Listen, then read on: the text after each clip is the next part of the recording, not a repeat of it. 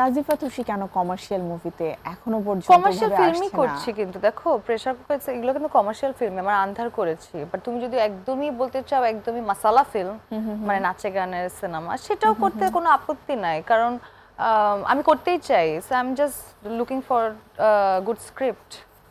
আচ্ছা, স্ক্রিপ্টের প্রসঙ্গ যেহেতু আসলো, হ্যাঁ। তাহলে বলো যে এমন কি কখনো হয়েছে যে কোনো একটা স্ক্রিপ্ট তোমার কাছে এসেছে, পড়ার পরে মনে হয়েছে যে না, এটা আমার জন্য না, তুমি অন্য একজনের নাম হয়তো বলে দিলে যে এটা ও খুব ভালো করতে পারবে? অনেকবার, অনেকবার। আমি আমার কাজের ব্যাপারে খুবই স্পেসিফিক এবং ক্লিয়ার। আমার কাছে যখন আমি একটা স্ক্রিপ্ট পড়লে বুঝতে পারি যে এই চরিত্রটা আমার সাথে এটা আমার ভালো লাগছে কিনা, পড়ার সময় তো এটা বোঝাই যায় বা শোনার সময়।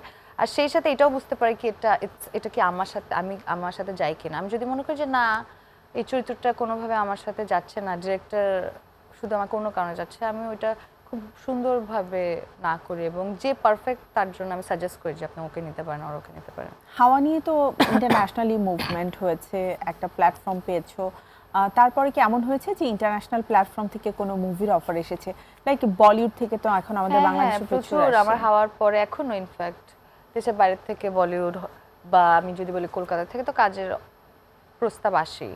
কিন্তু আমি আসলে প্রস্তাব আসলেই করতে হবে এইটা বিশ্বাসী না, কারণ আমি এখানে আমার কাজে দেখবেন যে আমার কাজ লক্ষ্য করলে আমি একটা জিনিস মেনটেন করার ট্রাই করেছি, সেটা হচ্ছে কোয়ালিটি এবং good script, good character. So ওইটা আমি দেশের বাইরে যেখানেই কাজ করি না কেন সেটা মেনটেন করবো। জাস্ট বিকজ বলিউড আমাকে ডাকছে আমি চলে যাব না, আমার ওইখানে ইম্পর্টেন্ট ক্যারেক্টার থাকতে হবে, ভালো ডিরেক্টর হতে হবে, আমার স্ক্রিপ্ট ভালো হতে হবে, তাহলে আমি করব। তোমার সো ওইটা নিজের এখনো নিজের মেন্টাল স্যাটিসফ্যাকশনটা এখানে ইজ খুব ভেরি বেশি ইম্পর্টেন্ট। হ্যাঁ, ইম্পর্টেন্ট। আমাদের ইন্ডাস্ট্রিতে টিকে থাকতে হলে তুষি সবচেয়ে বড় চ্যালেঞ্জ কি তোমার মনে হয়? অ্যাক্টিং এর বা অভিনয়ের কথা বললে আমি বলবো যে প্রথমত তো আপনার কাজটা জানতে হবে। মানে আপনি শুধু সৌন্দর্য দিয়ে এখানে সার্ভাইভ করতে পারবেন না, আপনার এখানে ট্যালেন্ট, মানে আপনি যে কাজটা করেন এটা ক্রাফটে দক্ষ থাকতে হবে, আদারওয়াইজ এটা লং রানে যাওয়া ডিফিকাল্ট। সো দক্ষ থাকার জন্য আপনার এটাকে নিয়ে কাজ করা, নিজেকে ডেভেলপ করা, নিজের স্কিল ডেভেলপ করা, ভালো স্ক্রিপ্টে কাজ করা, ডিরেক্টর, শুধু ভালো কাজ যোগ্যতা থাকলেই হয় না, আপনার আরও অরা লাগে। যেমন আপনি কি কাজ পিক করছেন, কাদের সাথে মিশছেন, আপনার ব্যক্তি জীবনটা কেমন, এই সমস্ত কিছু মিলিয়ে কিন্তু আপনাকে মানুষ বিবেচনা করে, জাজমেন্ট করে।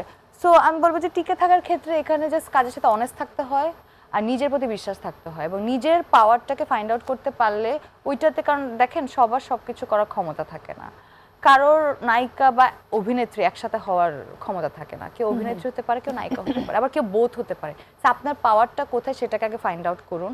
আপনার যদি মনে হয় যে আমার নায়িকা হওয়ার ক্ষমতা কম, অভিনেত্রী হওয়ার ক্ষমতা বেশি, আপনি ওইটাতে ফোকাস করুন। আপনি শুধু শুধু নায়িকা হতে যাবেন না। আপনি যদি মনে হয় যে না আমি নায়িকা কিন্তু আমার অভিনেত্রী হওয়ার যে গুণাবলী সেটা কম, তাহলে আপনি ওটা স্কিপ করে শুধু ওইটাতেই থাকুন, তাহলে আপনার জন্য বেটার। তো মানুষ এগুলা মেজার করতে পারে না আমার মনে হয়, এই কারণে বিভ্রান্ত হয়ে যায়। বাট আশেপাশে কিন্তু বেশ কয়েকজন আছে যারা ওটাকে ফাইন্ড আউট করতে পেরেছে বলে তারা আবার টিকেও আছে। হয়তো Definitely. তাদের কাজ খুব কম যাচ্ছে, কিন্তু তাদের ওই যে একটা অরা সবার কাছে একটা ক্যারেক্টার হয়ে ওঠে, সেটা কিন্তু সে সেটা, করতে হ্যাঁ, পেরেছে। সেটাই এরকম গুরুত্বপূর্ণ। এক্সাম্পল কিন্তু আছে আমাদের আশেপাশে।